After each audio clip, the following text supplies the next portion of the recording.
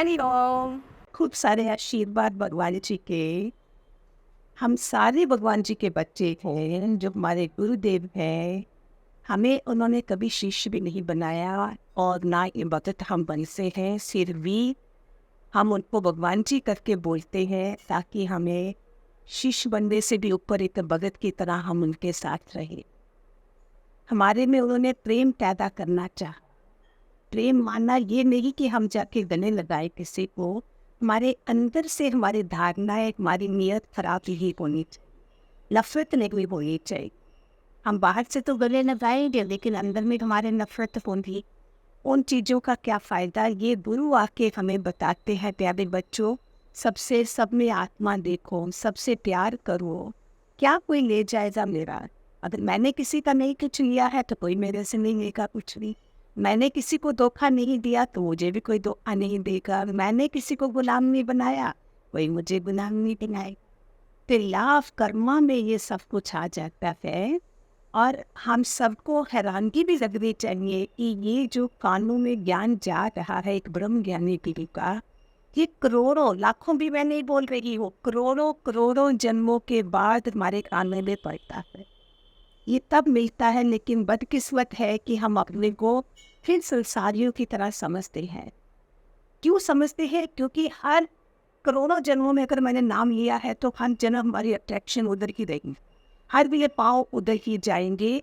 और इधर का पता ही नहीं है कि मैं एक शेर का बच्चा हूँ, मैं एक बकरी हूँ। सभी भेड़ चाल है दुनिया में, बकरियां हैं सारियों। मैं सब कौन कर रहा है?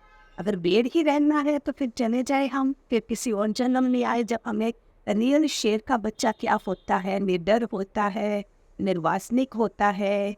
शेर कभी भोगों में भी नहीं पड़ता है। और बकरियां देखो मैं करके चल रही होती हैं। भेड़ चाल में हम जी रहे हैं।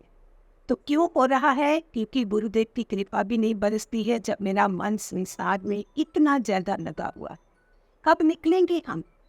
हर जन्म मैंने इस संसार में आके सब खेल करे, लेकिन कोई गुरु नहीं था मेरी जीवन। गुरु आके बताता है तुम एक आत्मा हो, तुम ये शरीर नहीं हो, और सब में आत्मा देखो। हम नाम के वास्ते देख लेंगे, जहाँ मेरा दिल करता है वहाँ आत्मा दिख लेंगे, और फिर अपने उसी असली स्वरूप में आ जाएंगे। ये सब जो धोखाबाजी हमने अपने साथ हर जन्म करी, गुरुओं के होते भी करी, भगवान करे अभी ये लास्ट जन्म हो और किसी जन्म में हम गुरुओं को भी धोखा ना दे। हम संभल जाए, सीख जाए। जहाँ बुद्ध वहाँ वीर, गुरु नानक सब है, वहाँ हम भी वही बैठे, जिससे हमारा जीवन का कल्याण हो। और इधर जब तक लोक में है तो सबको प्यार, सेवा और माफ़ करते करते हम आगे बढ़ते जाए। इसके आगे और क्या है? गुरु आके क्या करता है? और रियली झंझोर डाले मुझे।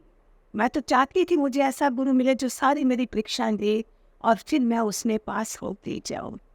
ये छोटी बात गुरु ने बोली नहीं, बस निकल गए, सत्संग छोड़ के चले गए। तो जाओ, फिर किसी और जन्म में आएंगे। और एक जन्म तो आएगा ही जहाँ पीएचडी करनी है, एमए की पढ़ाई करनी है, एग्जाम देने हैं, हमने मोह माया से उठना है।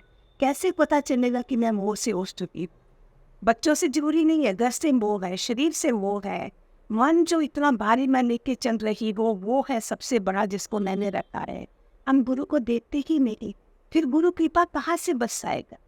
एक ऑर्डिनरी डॉक्टर की दवाई खा लेते हैं, लेकिन बहुत सागर पार करना है, और इस गुरु के वचनों को हम जस्ट ऑर्डिनरी ये लेते हैं, फिर हम भी ऑर्डिनरी रह जाते हैं। जब मेहमान बनो, जब महान बनो, दुनिया से जाओ एक महान इंसान बन के जाए कि तुम्हें पीछे भी याद किया जाए। कोई ये नहीं बोले कि अच्छा हुआ ये इंसान ऐसा था ऐसा था। जहाँ हम जाए वहाँ भी लोग इंतजार कर रहे हो, और जहाँ से जाए वहाँ भी आंखों में आंसू। हमेशा ऐसा बनाए रखे, और यही गुरु का ज्ञान। हरिओम। खूब सारे आशीर्वाद।